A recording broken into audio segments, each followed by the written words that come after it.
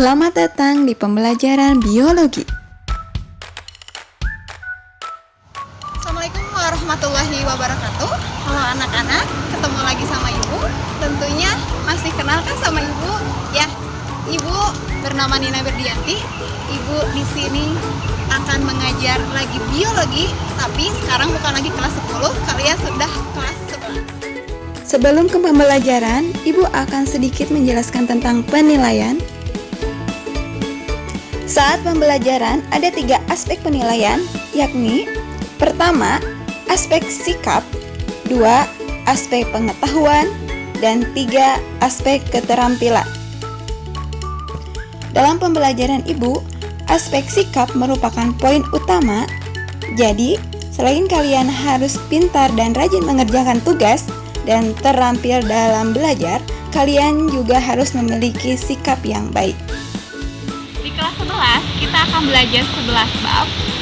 Yang pertama kita akan belajar tentang struktur dan fungsi sel. Mari kita belajar tentang struktur dan fungsi sel.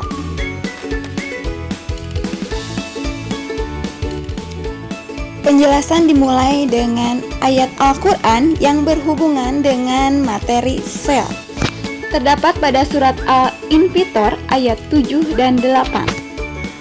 Pada ayat yang ke-7, artinya yang telah menciptakanmu lalu menyempurnakan kejadianmu dan menjadikan susunan tubuhmu seimbang. Berdasarkan ayat tersebut dijelaskan bahwa sel-sel tersusun sehingga menyusun susunan tubuh kita menjadi seimbang. Sedangkan ayat 8 artinya dalam bentuk apa saja yang dikehendaki dia menyusun tubuhmu. Berdasarkan ayat tersebut, sel-sel bekerja dan bekerja sama sangat erat dan cermat seperti sebuah tim kerja yang sangat baik. Sel-sel disusun sesuai dengan bentuk organ yang dikehendaki. Maha Kuasa Allah yang telah menciptakan sel dan menyempurnakan manusia.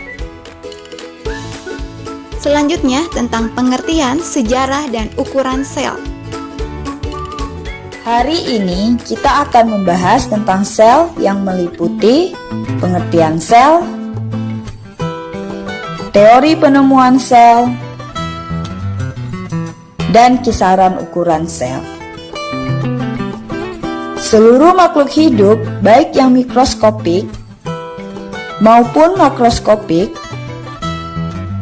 tersusun dari bagian-bagian kecil yang disebut dengan sel. Sel dapat diartikan sebagai tingkatan kehidupan struktural terendah yang memiliki seluruh sifat kehidupan seperti reproduksi, pertumbuhan dan perkembangan, respon terhadap lingkungan, dan adaptasi terhadap lingkungan di sekitarnya.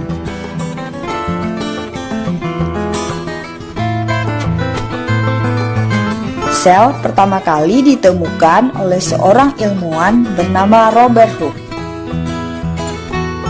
pada tahun 1665.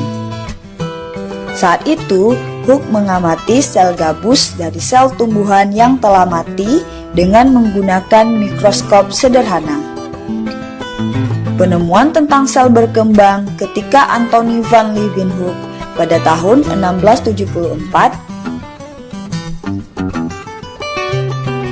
menjadi orang yang pertama kali melihat sel hidup dari alga Spirogyra dengan menggunakan mikroskop.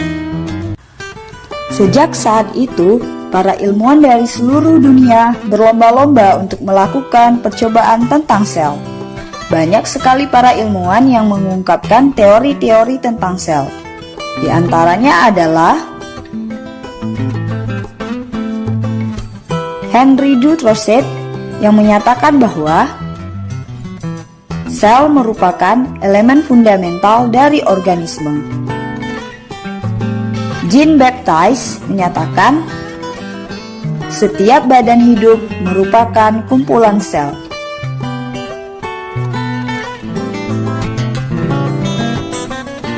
Rudolf Ludwig, sel berasal dari sel sebelumnya.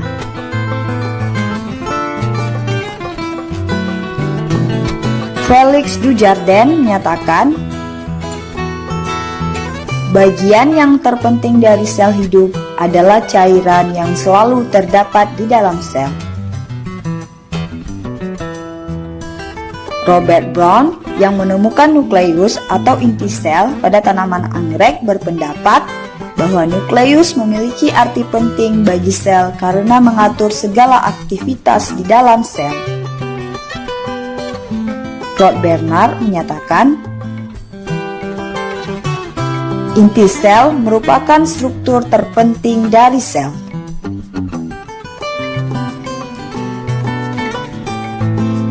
Berdasarkan hasil penemuan para ilmuwan tersebut, maka dapat disimpulkan bahwa 1. Semua makhluk hidup terdiri atas sel-sel. 2. Sel merupakan unit struktural terkecil makhluk hidup. 3. Sel merupakan unit fungsional karena melakukan suatu fungsi kehidupan.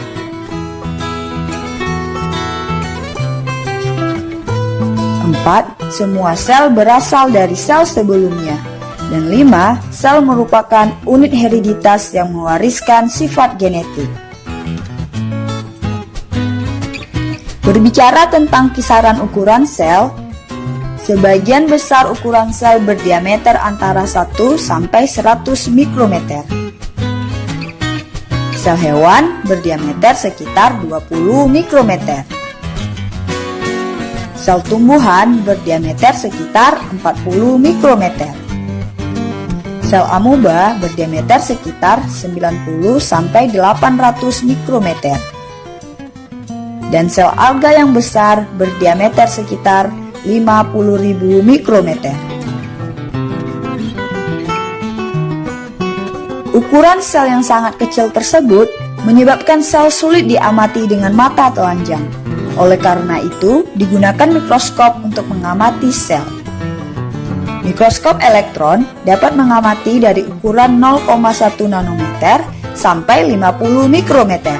Mikroskop cahaya dapat mengamati dari ukuran 0,25 mikrometer sampai 1 mm.